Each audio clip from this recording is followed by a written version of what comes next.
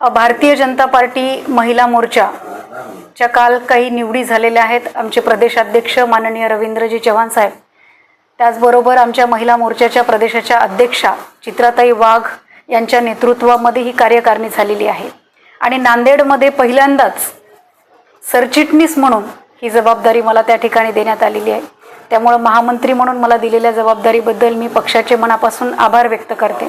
कारण सातत्याने राजकारण वेगळं आणि संघटना वेगळी, त्यामुळे संघटनेच्या कामामध्ये मी जे मराठवाडाभर महाराष्ट्रात काम केलेलं आहे त्याची दखल घेऊन पक्षश्रेष्ठींनी माझ्यावर हा विश्वास ठेवला आहे. त्याबद्दल मी माननीय चित्राताई वाघ, आमचे नेते माननीय रवींद्रजी चव्हाण साहेब यांचे मनापासून आभार व्यक्त करते.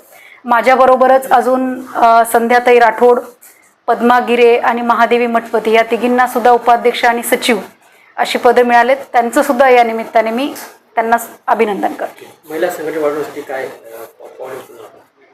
महिलांच्या प्रश्नांसाठी कायमच महिला मोर्चा हे काम करत असतं. आता कालच आम्ही देवेंद्रजींच्या वाढदिवसाच्या निमित्ताने महिला शेतकरी मेळाव्यांचं आयोजन त्या ठिकाणी केलं होतं.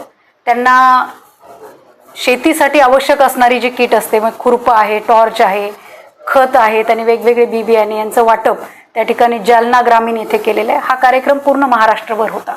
तर असे सातत्याने विविध कार्यक्रम आम्ही त्या ठिकाणी राबवत असतो. एक महिला मोर्चा म्हणून महिलांचं संघटन वाढवणं, महिलांमध्ये असणाऱ्या समस्यांचं निराकरण करणं, मग ते पोलीस स्टेशनच्या काही केसेस असतील, दवाखान्याच्या असतील, बचत गटासाठी विशेष करून उमेदच्या महिला असतील, यांच्यासाठी महिला मोर्चा ही सातत्यानं काम करतं. आणि चित्राताई म्हणजे अत्यंत खंबीर अशा पद्धतीने त्या ठिकाणी विधानभवनामध्ये आपले विचार मांडत असतात आणि महिला सक्षमीकरणासाठी प्रयत्न करत असतात. आणि त्यांच्याच मार्गदर्शनाखाली आम्ही सर्व पदाधिकारीसुद्धा महाराष्ट्रामध्ये काम करत असतो.